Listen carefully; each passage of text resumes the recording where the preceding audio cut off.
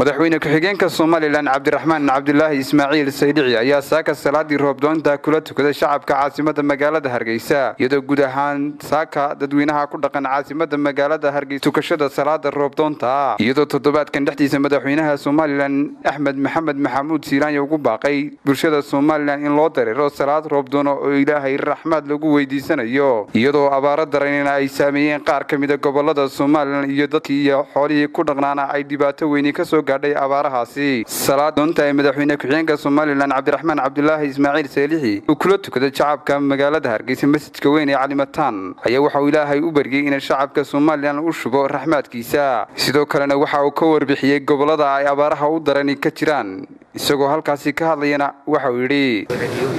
سادتي ما توصل اليوم وقتين ضمان دكتور اللي تكليو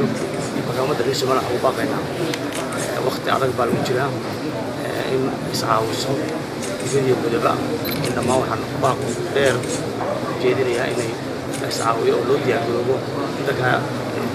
صعب ولا صعب شيء دار هذا كتير لي ده وترى كيس اللي بيحاول وترى يعني تشيل أي ما في سبيل كذي وما توحيونا dadka iyo dunyada la haysan oo soo kiray ilaahay duwa soo iyo waqtiga ay jireen ama wasan karana waa bacda 6 bilood oo bistid loo tabay saadaftii waxa loo diyaargaroobo shirka dileeyahay iyo qorshaha dileeyahay in loo diyaargaroobo in loo gudbo dadka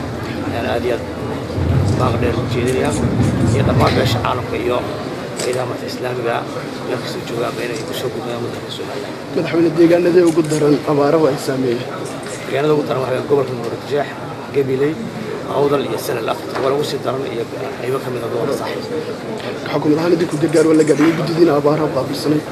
أنا دولة تقول لك صار رمضان ما هيصح بحكي البيتال كي ونوار جالسينها sidoo kale waxaa dhankiisa umada u duceeyay wasiirka diinta iyo waqaafta Soomaaliland Sheekh Khaliil in Ilaahay raxmadkiisa inoo shubo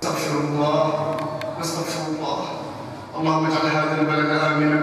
سخاء رخاء وسائر بلاد المسلمين يا رب العالمين اللهم وفق رئيسنا ونائبه ووزراء وعساكر وتحب الله يا رب العالمين اللهم اجعله من البطانة الصالحة التي تدلهم على الخير وتعونهم عليه يا رب العالمين اللهم كن لهم ولا تكن عليهم يا رب العالمين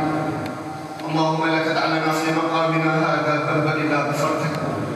ولا دينا الا قضيته ولا مريضا الا شفيته ولا مبتلا الا عافيته roobdoontan saaka guud ahaan Soomaaliland looga dareeray ayaa mid Ilaahay lagu weydiisanayo in raxmadkiisa Ilaahay u shubo bulshada ku dhaqan guud ahaan Soomaaliland iyo goobaha ay abaaraha daran ka jiraan Axmed Khalid Farax Kalsan TV Hargeysa